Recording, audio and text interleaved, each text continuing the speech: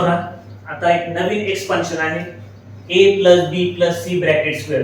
त्याचा फॉर्म्युला जो आहे तो या पद्धतीने आहे a square plus b square plus c square. तिन्ही टर्मचं पहिल्यांदा काय करून घ्यायचा स्क्वेअर करून घ्यायचा. नंतर 2 into ab पहिली पेअर ab, नंतर 2 into bc, नंतर 2 into ac. काही एक्झाम्पल घेऊ त्यावर जरा छान समजेल.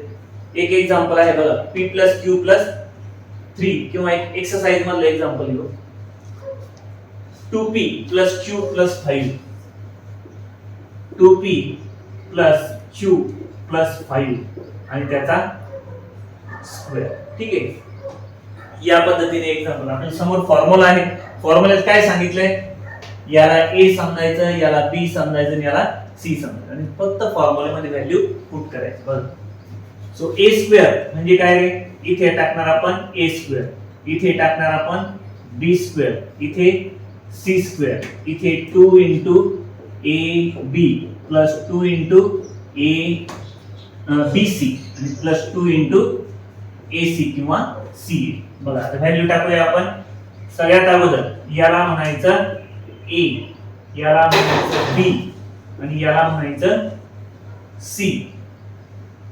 सो a स्क्वेअर म्हणजे कशाचा स्क्वेअर, 2p चा स्क्वेअर. तिथे टाकूया 2p, नंतर काय टाकायचा q, नंतर काय टाकायचा 5. त्यानंतर बघा कशा पद्धतीने लिहायचे, सुरुवातीला हे दोन, नंतर हे दोन आणि मग पहिला आणि तिसरा. पहिले काय घेणार मी 2p आणि q, ते टाकून द्या तिथे 2p आणि q.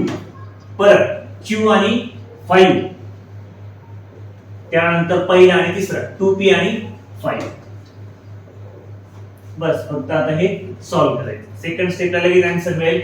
2 चा स्क्वेअर होतो 4, p चा स्क्वेअर p स्क्वेअर, q चा स्क्वेअर म्हणजे q स्क्वेअर आहे तसाच, प्लस 5 चा स्क्वेअर 25 प्लस 2 into 2 4 pq आहे तसेच, 2 into 5 10, परत q आहे तसाच, 2 into 2 4, 4 5 जा 20. काय आन्सर येणार 20p. या पद्धतीने ते एक्सपान्शन होतं. त्यातलं हे पहिलं एक्झाम्पल. आणखी एक एक्झाम्पल बघूया. m plus 2n plus 3r square, m plus 2n plus 3r आणि ब्रॅकेटचा स्क्वेअर. परत तेच फॉर्म्युला आपल्याला माहिती आहे तो टाकून देऊया. a square plus b square plus c square plus 2ab plus 2bc plus 2ac. त्यानुसार व्हॅल्यू आता पुट करूया. a स्क्वेअर म्हणजे कुणाचा square n square, b square म्हणजे कुणाचा square 2n square, c square म्हणजे 3r चा स्क्वेअर प्लस 2 into ab टाकायचा इथे म्हणजे m आणि 2n, m 2n टाकलं. नंतर 2bc टाकायचं बघा प्लस 2b आणि c. bc म्हणजे कोण 2n आणि 3r, 2n आणि 3r प्लस 2 into a आणि c टाकायचं. a आहे m आणि c आहे 3r. इथे m टाकूया आणि इथे 3r. फक्त मल्टिप्लिकेशन करायचं. m स्क्वेअर प्लस 2 चा स्क्वेअर 4, n चा स्क्वेअर n स्क्वेअर प्लस 3 चा स्क्वेअर 9, r चा स्क्वेअर r स्क्वेअर, 2 2 जा 4 आणि m आहे तसेच.